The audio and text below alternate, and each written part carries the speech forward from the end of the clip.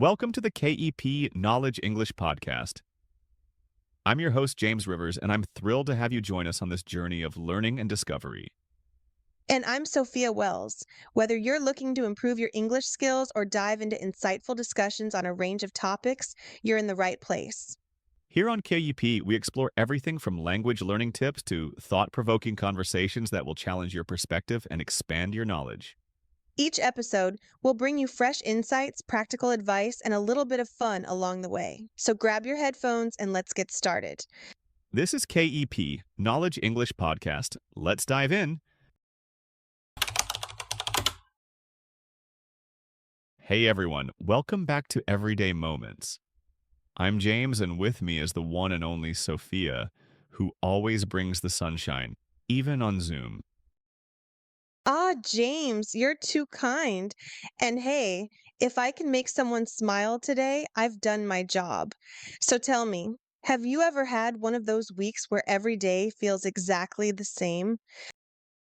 Oh, absolutely. You wake up, check your phone, grab coffee, rush through the day, crash on the couch, sleep, repeat. It's like I'm stuck in a time loop, but not the cool sci-fi kind. Right? I had one of those moments last month. I was standing in the kitchen eating cereal out of the box at 9 p.m. in yesterday's pajamas and thought, is this it? Is this adult life? Been there. But it's funny you say that because I've been hearing this phrase a lot lately. Romanticize your life. And at first I thought it meant bubble baths and Paris-style picnics with wine and macarons. Ha! I pictured someone in a silk robe playing violin in their living room while sipping matcha. But the truth is, it's way simpler and honestly, way more doable.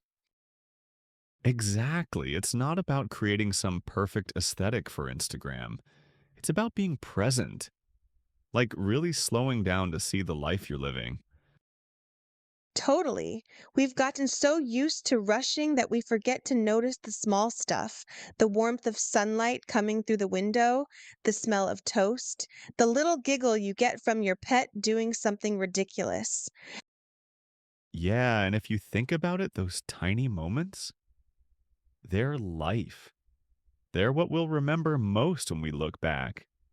Not the meetings, not the errands, the feeling of peace drinking coffee in your favorite mug. So, in today's episode, we're diving into how you can bring that energy into your everyday without needing a European vacation or a professional photographer following you around. We'll share tips, some of our own stories, and yes, even how to make folding laundry feel less like a punishment from the universe. Oof, amen to that. But really, if you've been feeling stuck, uninspired, or just a little gray, this episode might just be your warm candlelight in the dark. So stick with us, because by the end, we think you'll start seeing your daily life, the real, messy, wonderful one, in a whole new light.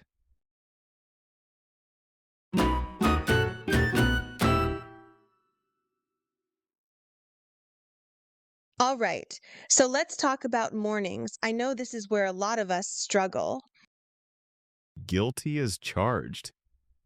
I used to hit snooze like 5 times, roll out of bed, throw on the nearest hoodie, and rush out the door with half a banana in my hand.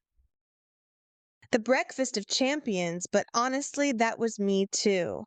My mornings used to be a full blown tornado, running late, mismatched socks, toothpaste on my shirt. Oh, the classic toothpaste stain interrogation at 9 a.m. Been there.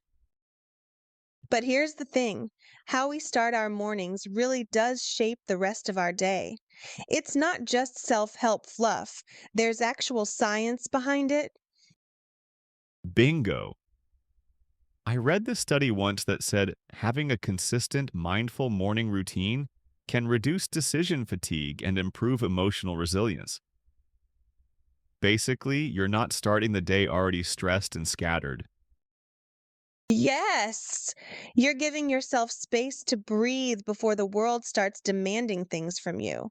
For me, it started with just 5 minutes of silence, no phone, no noise, just me and my thoughts.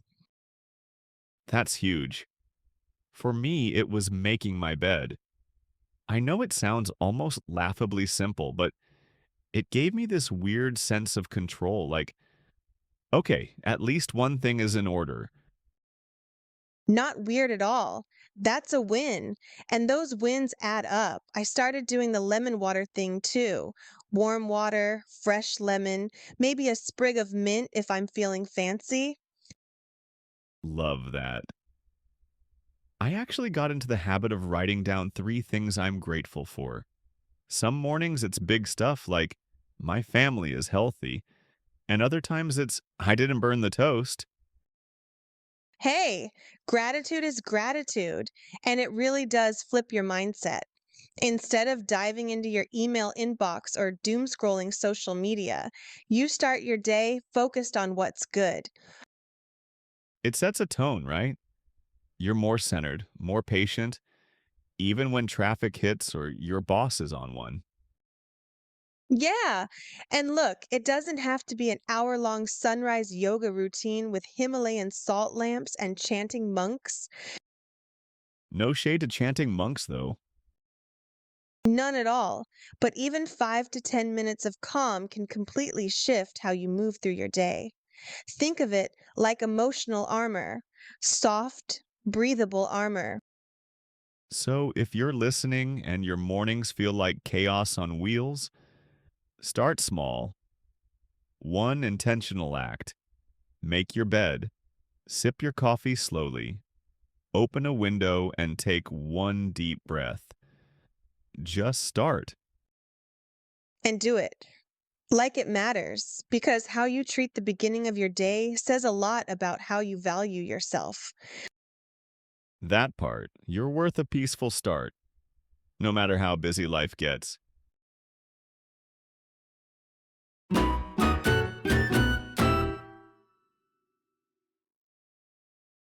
Okay, so we've tackled mornings. Now let's talk about something I swear by, having a cozy corner, a little sanctuary at home.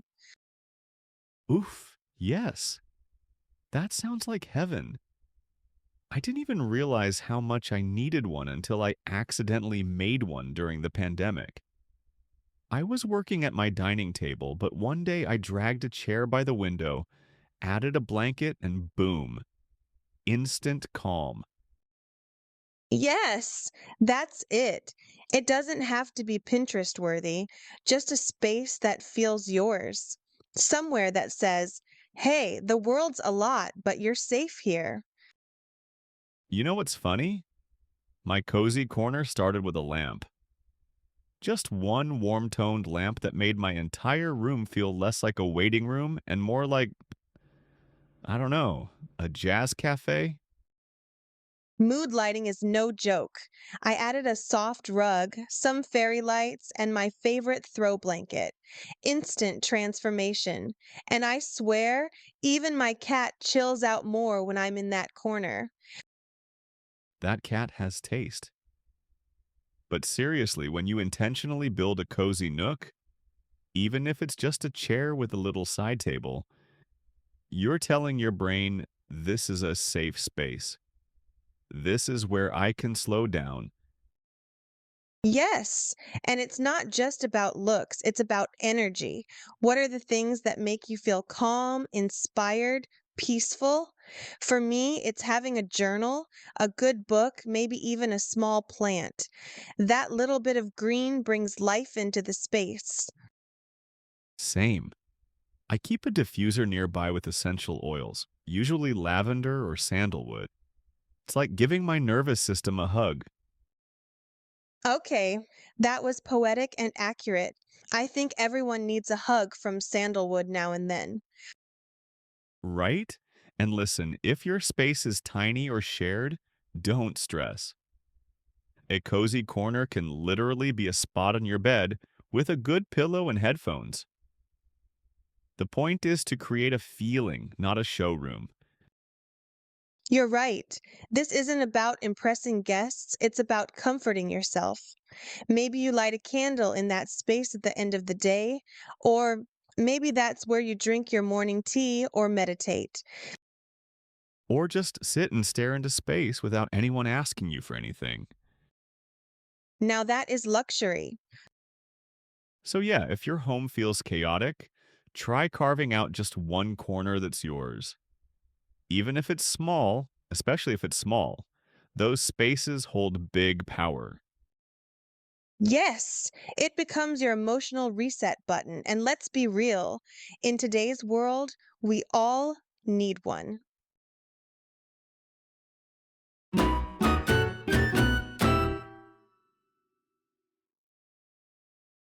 Okay, so once you've got your cozy corner, what do you do in it? For me, the answer is always something creative. Yes. And here's the cool part: being creative doesn't mean you have to be a painter or a poet or someone with a gallery wall full of masterpieces. That's so true. It's not about talent, it's about expression. I always say creativity is less about what you make and more about the fact that you're making anything at all. Could not agree more. I recently got into photography, and not like professional camera with 16 lenses kind of photography. I mean, snapping pics of sunlight on the wall or the way my coffee steams in the morning. That's art. I love that. I've been doing these mini watercolor doodles, not even real paintings, just like splotches of color with cute little words. Totally therapeutic. And it doesn't even have to be visual. Cooking a new recipe? Creative. Making a new Spotify playlist based on your mood? Creative. Rearranging your books by color just because it looks fun? Also creative. You know what's wild? Once I started giving myself permission to create bad art, like zero expectations, I actually enjoyed it more. It was like play, and adults don't play enough. Preach. I recently journaled without a prompt, just stream of consciousness stuff. It was messy and weird, but I ended up writing a line I kind of loved. It felt like my brain stretched. Yes, stretch your brain like yoga, but with words. I think creativity is how we make sense of our inner world, emotions, thoughts, memories, and bring them out into the open. It's also how we rediscover fun, which is so underrated in adult life. Like, when was the last time you danced around your kitchen to a 2000s throwback playlist? Last Thursday, actually, NSYNC and I had a full concert moment. See, that counts. That's creating joy. That's the essence of romanticizing life, turning ordinary moments into something meaningful or even a little silly. So if you're listening and thinking, I'm not creative, trust me, you are. Everyone is. It's just about finding your outlet. It doesn't have to be pretty, it just has to be you. Start small. Doodle in the margins of your notebook. Write a poem that only your dog will hear. Bake cupcakes and decorate them like you're on a cooking show. Whatever lights you up inside. Because when you give yourself permission to create, even imperfectly, you're giving yourself permission to feel, to explore, and to live more fully.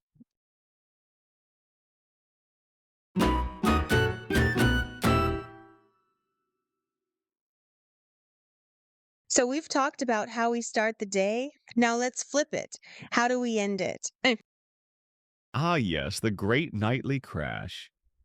You know the one, where you're suddenly horizontal on the couch with a bowl of chips on your chest, and Netflix asking if you're still watching. Oh, yeah, I call that my accidental coma hour. But seriously, I used to let my evenings just evaporate. I'd scroll until midnight, get into bed overstimulated, and wonder why I couldn't sleep. Been there. For me, the change started when I realized my evenings could actually prepare me for tomorrow. It's like the prelude to a good day. Yes, and it doesn't have to be rigid. Just a few intentional steps to help your brain shift from go, go, go mode to let it go mode. For me, lighting changes everything. I switch off the bright overheads and use soft lamps or candles. Instant calm. Oh, I'm big on atmosphere. I even have a playlist called Soft Glow Vibes. All mellow, no lyrics, just cozy energy. I hit play, dim the lights, and suddenly my home feels like a spa. Love that. I also keep a lavender spray by my bed. A little spritz on the pillow. It's like telling my body, hey, buddy, time to chill out. Rituals like that are signals. You're cueing your nervous system that it's safe to rest. For me, journaling at night has been a game changer. Just jotting down one good thing that happened during the day, it helps me end on a positive note, even if the day was kind of rough. That's beautiful. I do something similar. I call it my 3 wins. Sometimes it's deep, like I faced a hard truth, and sometimes it's I didn't burn dinner. Both count. For sure. And I love how simple things like a warm shower or herbal tea become little acts of care. You're basically telling yourself, you matter. Let's tuck you in with love. And I think that's the magic of romanticizing life. It's not just about making things look beautiful, it's about feeling cared for in the middle of ordinary moments. So if your nights are feeling chaotic, try adding just one calming ritual. Maybe it's reading a chapter of a book instead of scrolling, or playing soft music while you wash your face.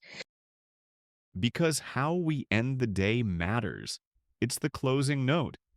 And when we make it a good one, we sleep better, dream better, and wake up ready for a better tomorrow.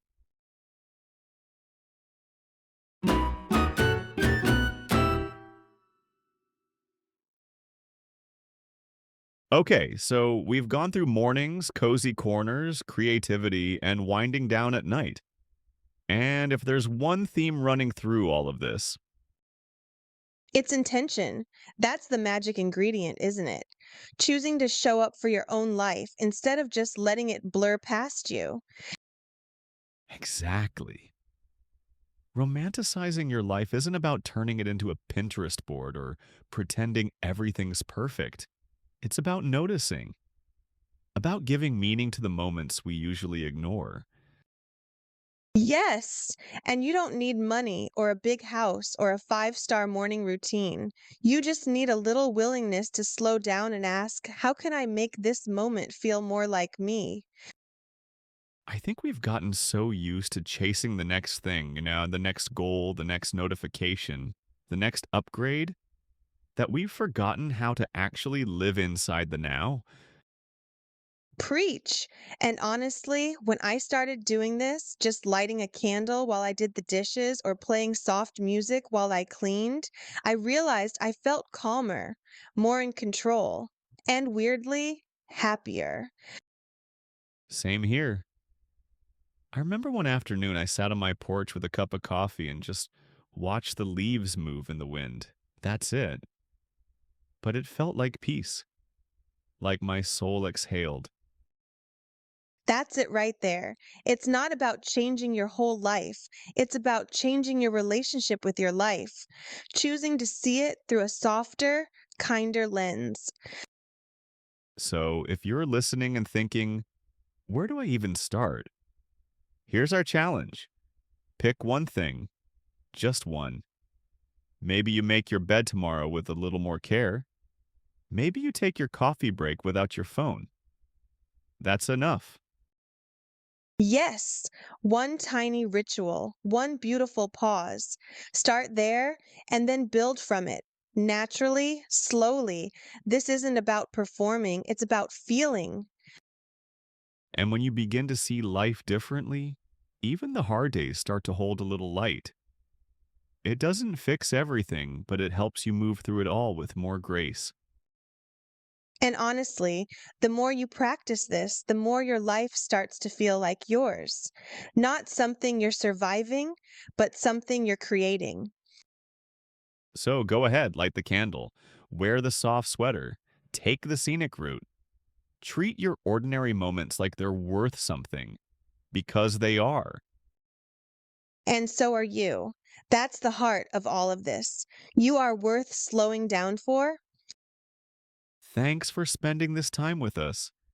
And remember, even your smallest, quietest choices can create the most beautiful ripple effects. We believe in your magic. Now go sprinkle some into your day.